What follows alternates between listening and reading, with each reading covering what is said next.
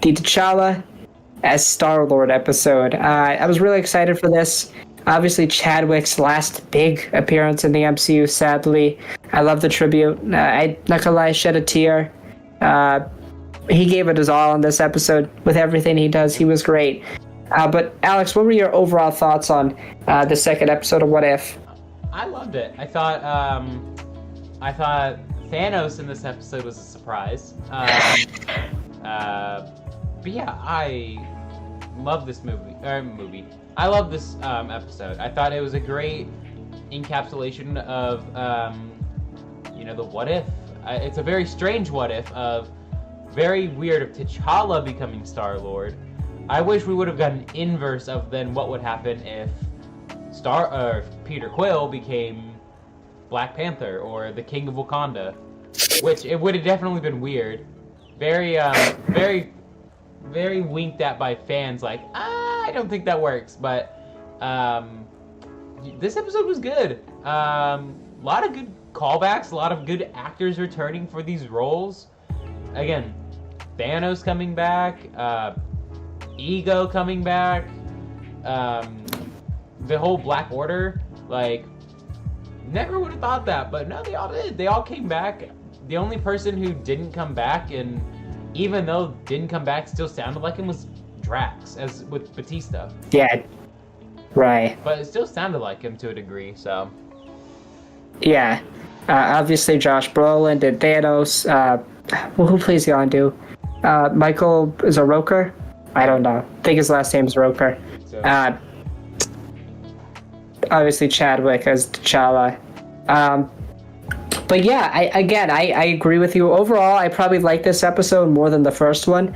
I think it did a better job pacing itself. I think the first episode was like a rehash of the first Avenger, just slightly different iteration of it. This episode definitely went, we're going to start you with the familiar Guardians thing, where it goes to Morag, and then it just goes all over the place. Which I really enjoyed. I also enjoyed Blonde Nebula. That was a really interesting choice. I love what she calls T'Challa. Cha-cha. That's the name of my dog. Really? Yeah. That's funny. So, yeah, I also love this episode. Love the takes on many characters. Again, Blonde Nebula, really weird.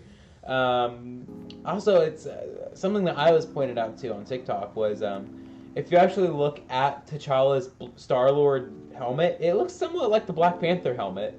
So, it's a cool thing that he was Black Panther and he didn't even know it. I also liked how he still had his necklace, and that's how he found out about the Wakandan ship.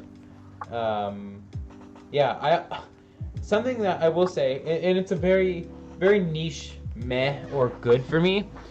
I wish we would have gotten like what we did in the first episode. Like we would have got what changed the timeline and what changed the timeline.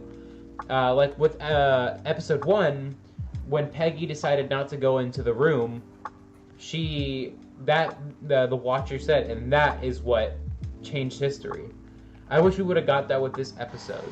Like we know what changed it, but I wish we would have gotten like that, and that is what changed the timeline, or that is how history was changed. So what I think is, if that's the case, it might be the same timeline with Peggy. That is where I'm gonna say they should have made that a clear distinction then. Because I say that, and the reason why I don't think it is because there is a Captain America shield in here. Why would they make a Captain America shield if there's not a Captain America to be in the universe? They have Captain Carter. But my explanation would be like, what if somebody took up the mantle? What if it was John Walker earlier, took up the mantle earlier than he did in The Falcon and the Winter Soldier? What if it was, again, Sam Wilson, presumably, we don't know, probably won't meet Captain Carter. Yeah. What if Sam, I'm just going to become Cap? And then the weird one, though, how are you going to explain Thor? Because we know we're going to get an episode with Party Thor. And we see Thor with Mjolnir in, one of the trailer shots where they do the Avengers thing, but it's not the actual Avengers. So how do you explain that? Hela. Like, Asgard's destroyed at this... I think the Collector destroyed Asgard. I think he's Ragnarok. Maybe. I don't think it's Surtur. I think he literally destroyed Asgard. But, yeah, it's weird. Maybe it's a universe we'll see later, and that's when the Watcher says, oh, blah, blah, blah, this is what changed this universe. But, like, yeah, that is weird now that you say that. That's just to me. It's my one small gripe. It's nothing that didn't make or break the episode, but yeah, everything else was so good in this. Like, I really enjoyed, again, like the pacing of the episode was great. I also really like how the Wakanda music came back when T'Challa was near anything related to Wakanda. So, really good touch. Really made me appreciate the Wakanda music from Black Panther. Yeah, I totally agree with that, and I love the message that T'Chaka sends to T'Challa. Like, you know, we're looking for you.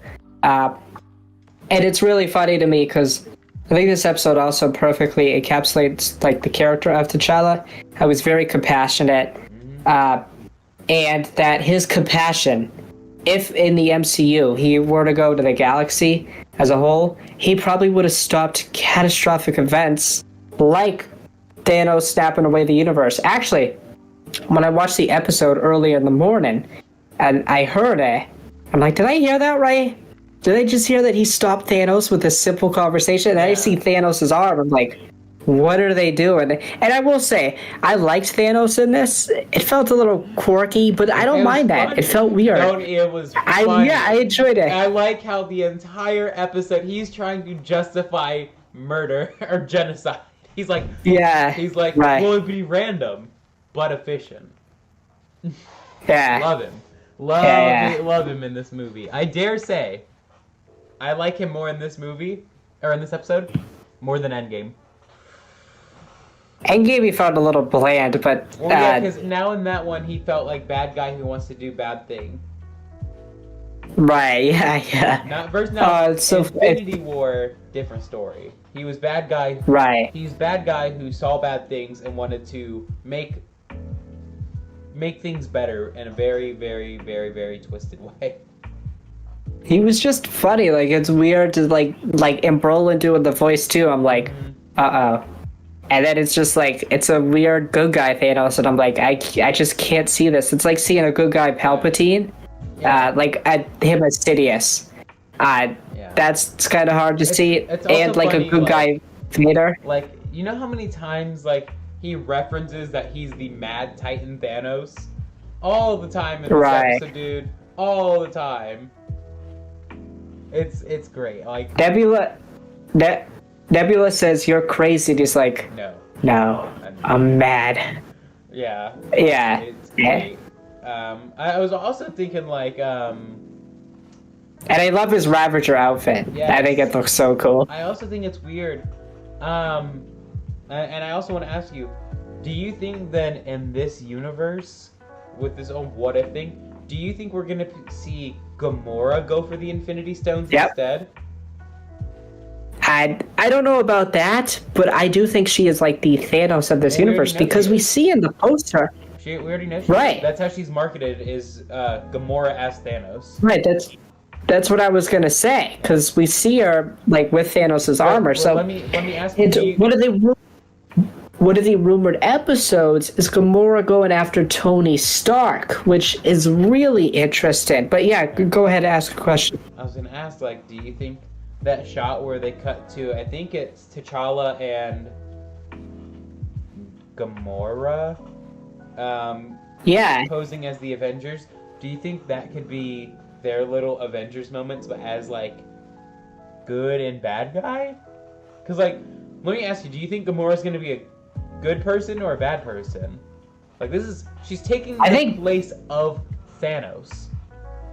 I think she becomes good somehow. Maybe what they do is that Gamora is Thanos, but like a force for good type of Thanos, and that when she goes after Tony, it's like an evil Tony Stark. Like how we talk about how Ultron is the evil version of Tony, and how Vision is like the good the good, really good version of Tony.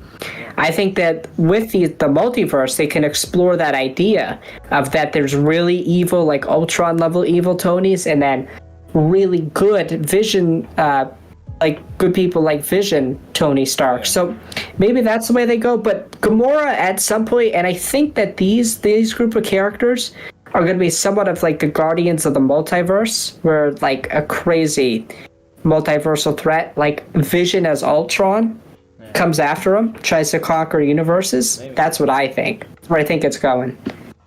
Maybe, but yeah, this episode was good. For me, I definitely do think it was better than the first episode. And the first episode was really good.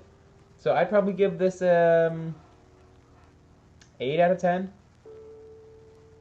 Yeah, I think I gave last week 8. I'll give this like an 8.5.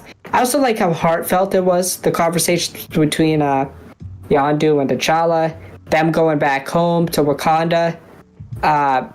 Yeah, I thought all that stuff was fantastic. And Absolutely. the tribute obviously was great. We'll see more of Star-Lord, T'Challa this season, and the end credit, or like the ending scene where Ego goes to find Peter. It's so funny that Peter's working at that Dairy Queen that we see in Guardians Volume 2, where Ego plants his seed. Yeah, so maybe they expand upon that some other point, or they, like the Watcher says, that's for another time. So we'll see what they do there. I guess I got a couple more questions about this for you, but what do you think about the Black Order in this? Thought they did better with them. Yeah, I enjoyed them a lot more. Definitely say so. We didn't see them a whole lot, so there's not much of a talking thing. So, not very Right? Yeah, I thought they just like go wherever they go, and yeah. And Howard the Duck, voiced by Seth Green. That was funny. Oh, what? Sorry. What was the quote that he tells T'Challa in this?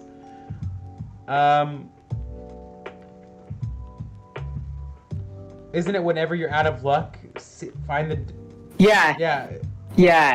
Whenever you're out of luck, find the duck. Find the duck, yeah. And T'Challa's like, no, nobody says that. And then, it's really funny. He goes to the bar, gets a drink, and then he also says that in Guardians 2, I think. He says that line in Guardians 2. He might have. I don't know. I also find it really funny that the pink lady, the servant, also like helps out again. Like in the first Guardian, is it the first? Yeah, it's the first Guardians movie. Well, she grabs the Power Stone. Yeah, I was gonna say she doesn't really help out. She kind of like destroys that part of nowhere. Right. Yeah. That scene is like, oh my god. Yeah. And you can see like the other, and I didn't even realize this in the first Guardians movie. There's literally like a dark elf, and then there's one in this. And What If? I'm like, when did that happen? Right. I didn't realize that. Why am I yawning so? But that's cool. I'm so tired. Cool little Easter egg. I gave it an 8.5 out of 10. So I guess that's all we'll touch on What If next week. I believe is Loki on Asgard, which again, Alex and I are Loki stans, specifically me. So I think Tom's doing the voice too. Can't wait to see what happens there. If he did it in a Simpsons promotion, he better be doing it in a What If promotion.